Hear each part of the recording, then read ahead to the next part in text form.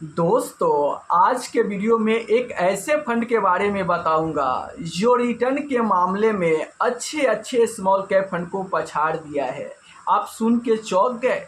चौंकिए मत, दिल थाम के बैठिए। मैं आपको इस वीडियो में बताऊंगा कि आखिर वो कौन सा फंड है, कितना रिटर्न बना के दिया है और किस किस स्मॉल कैप फंड को रिटर्न के मामले में पछाड़ा है। सब कुछ होगा इस वीडियो में। उससे पहले कि आप मेरे चैनल पर पहली बार आए हैं तो चैनल को सब्सक्राइब कर दीजिए, बेल आइकन दबा दीजिए ताकि नए नए वीडियो का अपडेट आपको मिलता रहे। चलिए अब मैं वीडियो को शुरुआत करता हूं। देखिए, ये जो फंड है, इस फंड ने पिछले 3 साल में टॉपर परफॉर्मेंस किया है और पिछले 3 साल में 36.25% का रिटर्न बना के दिया है। ये कौन सा फंड है मैं आपको वीडियो में आगे बताऊंगा। उससे पहले मैं स्मॉल कैप फंड से रिटर्न के मामले में कंपेयर करके देखता हूं। तो ये जो फंड है 36.25% का रिटर्न पिछले 3 साल में दिया है। अब मैं आपके सामने 3 साल का स्मॉल कैप फंड का रिटर्न रख रहा हूं, आप स्क्रीन पर देख सकते हैं। तो यहाँ पे सबसे पहले ऊपर जो आ रहा है वो बंधन स्मॉल कैप फंड है। बंधन स्मॉल कैप फंड का पिछले 3 साल का रिटर्न आप देखोगे तो यहाँ पर 35.76% का रिटर्न है। जबकि बंधन स्मॉल कैप फंड को भी पिछले 3 साल में इस फंड ने पछाड़ दिया है, क्योंकि इसका 36.25% का रिटर्न है और बंधन का 35.76% का रिटर्न है। जबकि 2024 में स्मॉल कैप का हीरो है बंधन स्मॉल कैप फंड, वो भी फंड पिछड़ते हुए नजर आ रहा है 3 साल के रिटर्न के मामले में। वहीं पर अगर मैं दूसरे नंबर पे बात करूं तो क्वांट स्मॉल कैप फंड है, जिसका 3 साल का रिटर्न यहां पर 32.11% है। तो क्वांट स्मॉल कैप फंड भी इस फंड से पिछड़ते हुए नजर आ रहा है। अगर मैं निप्पॉन इंडिया स्मॉल कैप की बात करूं तो 30.18% का रिटर्न है। ये फंड भी इस फंड से पिछड़ते हुए नजर आ रहा है। टाटा स्मॉल कैप फंड की बात करूं तो 28.26% का रिटर्न है। ये फंड भी इस फंड से पिछड़ते हुए नजर आ रहा है। एक्सिस स्मॉल कैप फंड की बात करूं तो 25.47% का रिटर्न है। तो ये फंड भी इस फंड से 3 साल के रिटर्न में पिछड़ते हुए नजर आ रहा है। वहीं पर मैं केनरा रिबको स्मॉल कैप फंड की बात करूं तो ये फंड भी रिटर्न के मामले में पिछड़ते हुए नजर आ रहा है। अगर मैं कोटक स्मॉल कैप फंड की बात करूं तो इस फंड को भी इस फंड ने पछाड़ दिया है। एसबीआई स्मॉल कैप की बात करूं तो ये फंड भी पिछड़ते हुए नजर आया है।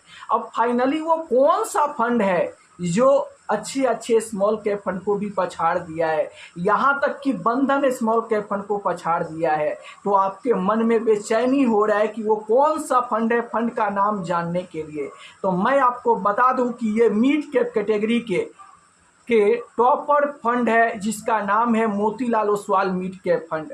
Motilal Oswal mid cap fund का 3 साल का जो रिटर्न है वो 36.25% का शानदार रिटर्न है। ये रिटर्न 5 जुलाई 2025 का रिटर्न है। अगर आप इसके बाद देखते हैं तो इस रिटर्न में आपको ऊपर नीचे देखने को मिल सकता है। तो Motilal Oswal mid cap fund है जो अच्छे अच्छे स्मॉल कैप फंड को 3 साल के रिटर्न के मामले में पछाड़ दिया है।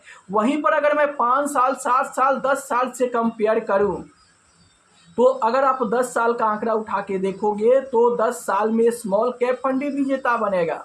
क्योंकि ऐसा कई बार होता है कि कुछ ऐसे मिड कैप फंड आते हैं जो 1 साल, 3 साल में स्मॉल कैप फंड को भी पछाड़ देते हैं। तो इन्वेस्टर को यह लगता है कि देखो, मिड कैप कैटेगरी का फंड होकर स्मॉल कैप से भी ज़्यादा रिटर्न बना के दे रहा है।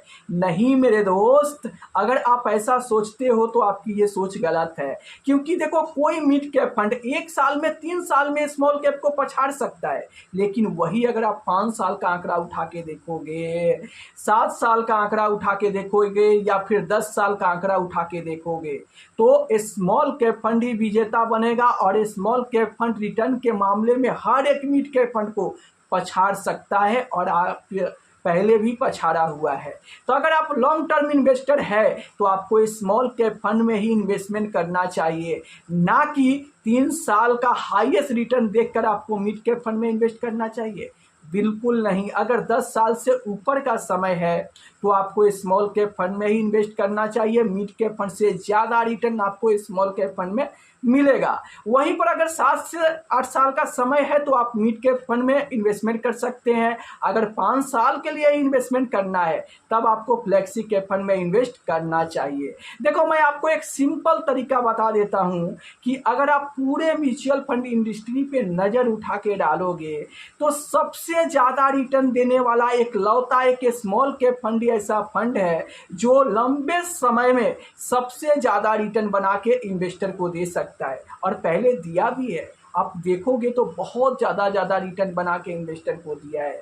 तो लंबे समय के लिए जब भी इन्वेस्टमेंट करना है 10 साल से ऊपर के लिए, तो आपको स्मॉल कैप फंड्स का ही सिलेक्शन करना चाहिए। इससे ये होगा कि आपके पैसे पे ज़्यादा पैसा बनेंगे, आपके पैसे को तेज़ी से ग्रो होगा, और स्मॉल कैप फंड में वो पोटेंशियल होता है जो आपके पैसे को तेज़ी से ग्रो करा सकता है। तो अगर आप चाहते हो अपने पैसे को तेज़ी से ग्रोथ, तो आपको स्मॉल कैप फंड में इन्वेस्टमेंट करना ही पड़ेगा, क्योंकि स्मॉल कैप फंड ही ऐसा फंड है जो आपके पैसे पे ज़्यादा पैसा बना के आपको दे सकता है। तो क्या आप चाहोगे कि अपने मेहनत से कमाए हुए पैसे को आप वहाँ पे इन्वेस्टमेंट करो जहाँ पे शानदार रिटर्न ना मिले? अब बहुत सारे ऐसे लोग हैं जो 15 साल 20 साल के लिए तो इन्वेस्टमेंट करते हैं, लेकिन वो इंडेक्स फंड में जाके इन्वेस्टमेंट कर देते हैं। तो ये एक सही डिसीजन नहीं है। अगर मेरे दोस्त आप 10 साल से ऊपर के लिए इन्वेस्टमेंट करने जा रहे हो और एक इंडेक्स फंड में इन्वेस्ट कर रहे हो, तो वहाँ से आपको सिर्फ 12 से 13% का ही रिटर्न मिलेगा। और वही अगर आप स्मॉल कैप फंड में इन्वेस्टमेंट करते हो तो 18 से 19% तक का भी रिटर्न आपको मिल सकता है। तो अगर लंबे समय के लिए आपको इन्वेस्ट करना है तो आप स्मॉल कैप फंड को ही सिलेक्शन कीजिए, ताकि उस समय आपको पछतावा ना हो और आपके गोल जल्द से जल्द पूरा कराने में आपको स्मॉल कैप फंड ही काफ़ी आपका साथ दे सकता है। अब देखिए, बहुत सारे इन्वेस्टर हैं जो अपना जब भी पोर्टफोलियो बनाते हैं तो वो स्मॉल कैप फंड में इन्वेस्ट करने से डरते हैं। उनको लगता है कि यहाँ पर रिस्क ज़्यादा होता है। देखो, रिस्क होता क्या है, जब भी गिरावट होता है तो सारे फंड गिरेंगे। लार्ज कैप फंड भी गिरते हैं, इंडेक्स फंड भी गिरते हैं, मिड कैप फंड भी गिरता है, स्मॉल कैप फंड भी गिरता है। अब कुछ लोग कहेंगे कि स्मॉल कैप ज़्यादा गिरते हैं, तो देखो, लार्ज कैप 1% गिरता है तो स्मॉल कैप 2 से 3% गिरता है। लेकिन सेम रिकवरी पर आप देखोगे तो लार्ज कैप 1% चढ़ेगा तो स्मॉल कैप 2 से 3% चढ़ेगा। तो फिर अंतर क्या हुआ? गिरावट पे ज़्यादा गिर रहा है और रिकवरी पर तेज रिकवरी दे रहा है। और लंबे समय में देखोगे तो हर एक लार्ज कैप फंड को, मिड कैप फंड को, फ्लेक्सी कैप फंड को पछाड़ कर स्मॉल कैप फंड ही विजेता बनेगा। तो क्यों ना आप अपना पैसा स्मॉल कैप फंड में ही डालो लंबे समय के लिए, ताकि आपको आगे चलकर पछताना ना पड़े और आप अपने पैसे पे ज़्यादा से ज़्यादा रिटर्न बनाकर एक बहुत बड़ा फंड तैयार कर सको। तो आपकी क्या राय है इस वीडियो को लेकर कमेंट करके ज़रूर बताना।